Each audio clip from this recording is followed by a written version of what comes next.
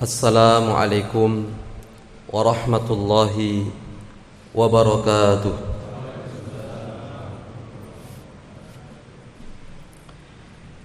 Innal hamdalillah nahmaduhu wa nasta'inuhu wa nastaghfiruh wa na'udzu billahi min shururi anfusina wa min sayyiati a'malina.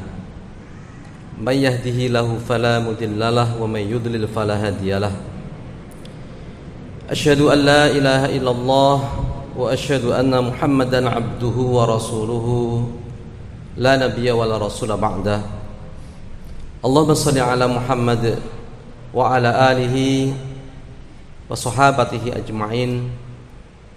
Amma ba'd, fa ya ibadallahi usikum wa iyaya bitaqwallahi faqad fazal muttaqun. Para hadirin jamaah sidang salat Isya yang dirahmati Allah Subhanahu wa taala.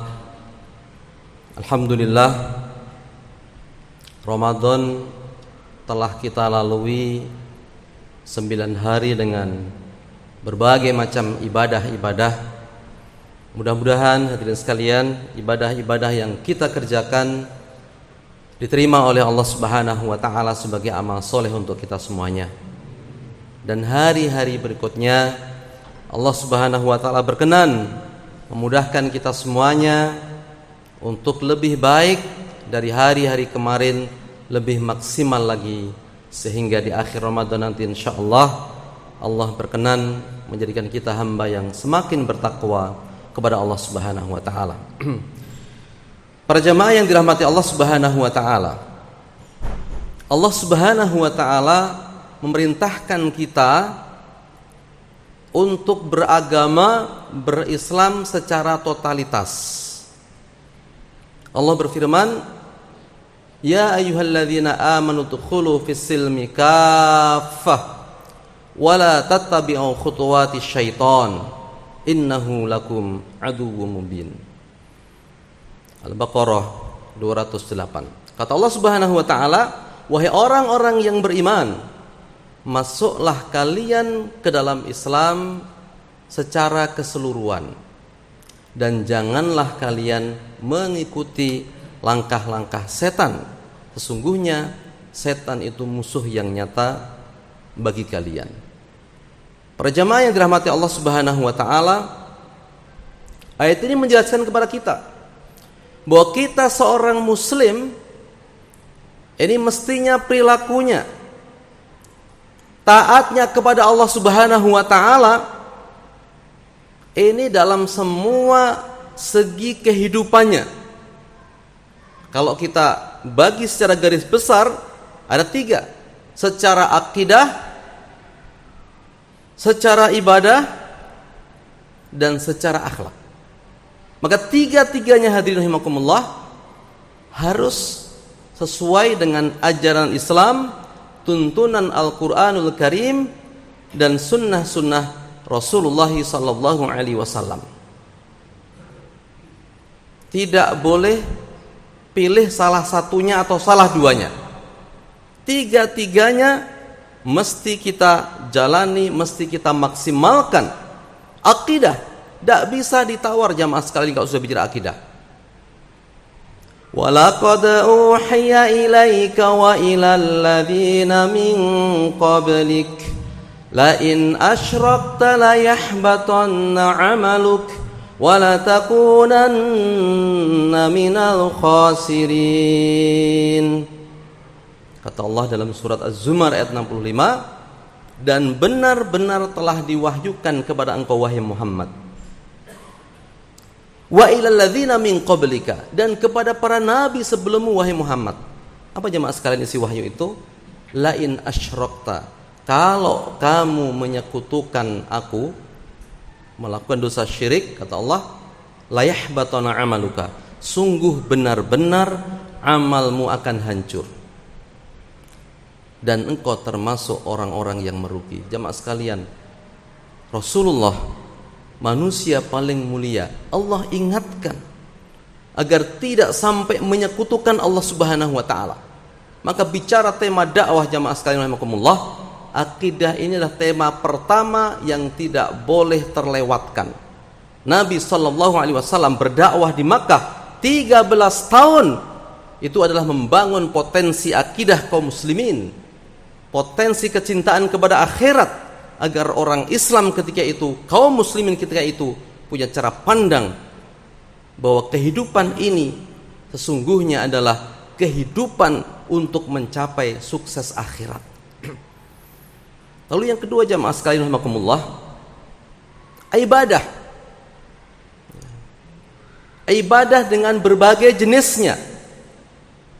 Yang kalau kita kelompokkan ada dua, itu ibadah ritual, ibadah mahdhah, dan ibadah muamalah. Nah, karena tema ibadah inilah, maka dakwah itu harus masuk ke semua segmen kehidupan. Kenapa demikian, hadirin rahimakumullah? Karena tujuan ibadah itu agar manusia bertakwa. Allah ciptakan kita manusia tidak lain untuk beribadah. Wa ma khalaqtul jinna wal insa illa liya'budun. Saya tidak ciptakan jin dan manusia, kata Allah, kecuali untuk semata-mata beribadah kepadaku. Nah, ibadah ini jamaah sekalian, tujuannya adalah agar manusia bertakwa. Ya ayyuhan nasu u'budu rabbakumul ladzi khalaqakum walladzina min qablikum la'allakum tattaqun. Al-Baqarah ayat 21. Ya. Wahai manusia, beribadahlah, sembahlah Rabb kalian, Allah Subhanahu wa taala, yang telah menciptakan kalian dan orang-orang sebelum kalian. Apa tujuannya? La'allakum tattaqun, agar kalian bertakwa. Nah, jamaah sekalian rahimakumullah, takwa ini menurut perintah Rasulullah sallallahu alaihi wasallam harus dilakukan dimanapun seorang muslim berada. Dalam hadis Nabi mengatakan, ittaqillaha haitsu ma kunta, takutlah kepada Allah dimanapun engkau berada. Maka jamaah sekalian rahimakumullah, takwa kepada Allah itu tidak boleh hanya dibatasi di ruang masjid yang terbatas tempatnya, terbatas waktunya. Karena tidak mungkin kita di masjid selama 24 jam dalam sehari, 7 hari dalam sepekan, 30 hari dalam sebulan. Tidak mungkin. Kita pergi ke kantor, kita pergi ke sekolah yang guru, kita pergi ke tempat bisnis kita yang pengusaha.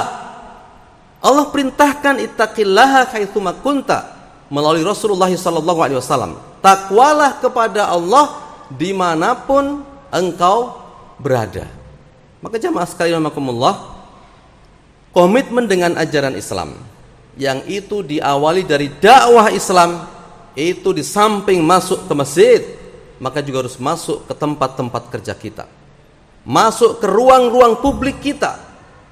Bahkan urusan pemerintah, hadirin rahimakumullah, mestinya idealnya juga tersentuh dakwah. Sehingga pemimpin-pemimpin yang lahir adalah pemimpin-pemimpin yang memikirkan ridho Allah Subhanahu wa ta'ala.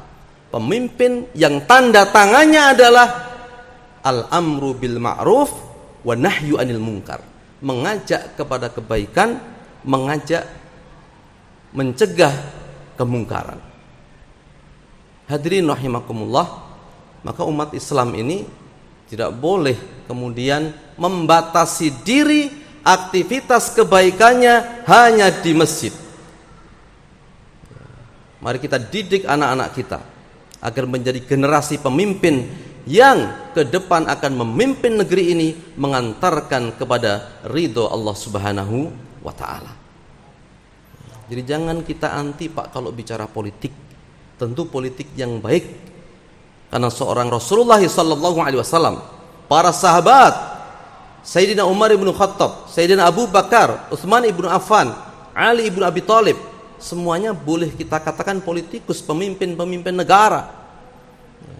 Kalau kemudian umat Islam anti politik, tidak mau ngurusi urusan umat, maka jangan salahkan kalau kemudian yang mengurus urusan umat ini adalah orang-orang yang tidak takwa kepada Allah Subhanahu wa ta'ala. Yang ketiga, hadirin rahimakumullah, tentu dakwah ini tidak boleh berhenti pada akidah dan ibadah. Karena dua hal ini, al-aqidah wal ibadah, kalau benar, kalau baik, maka akan melahirkan yang ketiga, yaitu akhlak yang mulia. Maka kalau ada orang, jamaah sekalian rahimakumullah, akidahnya sudah baik, ibadahnya, zahirnya sudah baik, kok akhlaknya belum baik, maka ini ada yang keliru. Mungkin pemahamannya yang belum sempurna, bahwa semua ibadah ini ujung-ujungnya akhlak, jamaah rahimakumullah.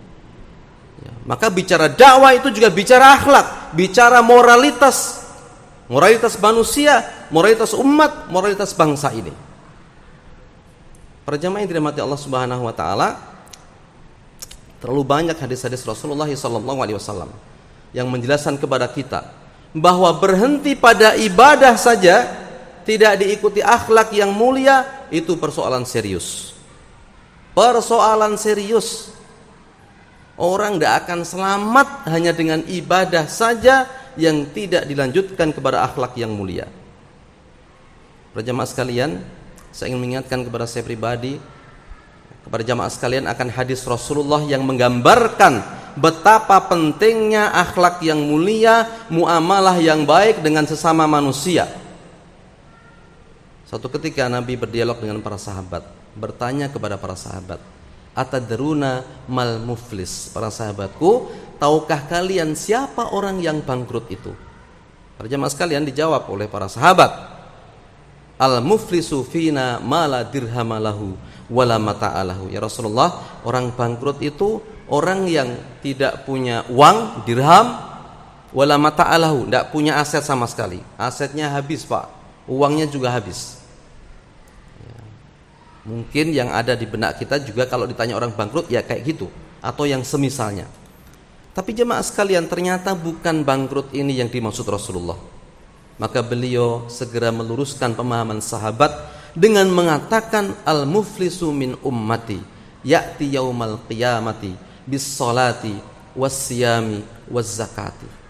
Orang bangkrut itu, kata Rasulullah, adalah orang bangkrut dari umatku. Orang bangkrut dari umatku adalah orang yang nanti di hari kiamat datang bawa pahala salat, pahala puasa, pahala zakat. Bapak Ibu rahimakumullah. Ini ngeri hadis ini kalau kita benar-benar mentadaburi, merenunginya. Di hari kiamat ada orang bawa pahala salat, berarti dia salat, salatnya benar, salatnya ikhlas, pahalanya sudah dibawa. Wasiyam, bawa pahala puasa, berarti dia puasa, puasanya benar, puasanya ikhlas. Wazakat, bawa pahala zakat, berarti dia berzakat, niatnya sudah ikhlas, zakatnya benar, zakatnya juga halal. Kalau enggak halal Allah enggak terima. Innallaha thayyibun la yaqbalu illa thayyiban. Tapi kenapa Nabi mengatakan ini orang-orang yang bangkrut? Kata Rasulullah sallallahu alaihi wasallam selanjutnya, wa ya'ti wa qad syatama hada wa qadafa hada wa safaka dama hada wa akhadha mala hada wa safaka dama hada wa daraba hada. Kata Nabi, orang ini dengan sekian catatan ibadahnya itu ternyata punya catatan muamalah dengan manusia yang belum selesai. Syatama hada, pernah mencaci maki orang, wa qadafa hada, memfitnah orang lain, wa safaka dama hada, mengalirkan darah orang lain, wa akhadha mala hada, mengambil harta orang lain, wa daraba hada, dan menganiaya orang lain. Jadi jemaah sekalian, ternyata orang bangkrut menurut Nabi ini ibadahnya bagus, ritualnya istimewa, tapi akhlaknya buruk dengan manusia. Maka apa yang terjadi, kata Rasulullah, fayu'tu hada min hasanatihi wa hada min hasanatihi. Yang dicaci maki, yang difitnah, yang diambil hartanya, yang dianiaya, datang menuntut keadilan. Maka diambillah pahala puasanya, pahala sholatnya, pahala zakatnya. Dan celakanya jamaah sekalian, pahalanya sudah habis, yang nuntut masih banyak. Rupanya benar-benar serius orang ini muamalahnya dengan manusia. Apa yang terjadi ketika itu? Kata Rasulullah, ukhidat min khotoyahum. Maka dosa orang-orang yang pernah dianiaya di dunia diambil, diberikan kepada orang yang bangkrut ini. sampai kemudian dia dilemparkan ke dalam neraka. Hadis sahih riwayat Imam Muslim dalam kitab sahihnya bab tahrimu dzulmi, haramnya berbuat zalim.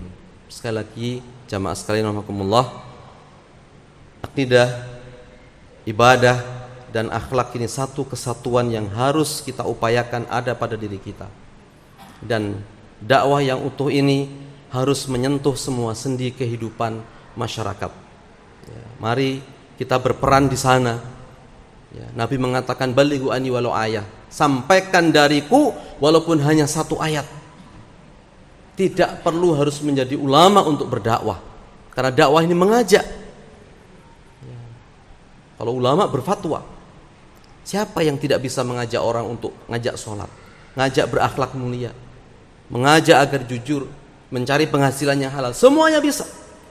Maka jamaah rahimakumullah, keluar dari masjid ini, mari kita ajak orang-orang terdekat kita, tempat kerja kita harus tersentuh dakwah, lingkungan kita harus tersentuh dakwah, orang yang kenal kita harus merasakan dakwah kita. Mudah-mudahan dengan itu semua jamaah rahimakumullah, Allah berkenan menjadikan negeri ini negeri yang diridhoi oleh Allah Subhanahu wa taala, karena penduduknya beriman dan bertakwa kepada Allah Subhanahu wa taala. Semoga bermanfaat. Mohon maaf bila ada kekurangan. Billahi taufik wa hidayah. Assalamualaikum warahmatullahi wabarakatuh.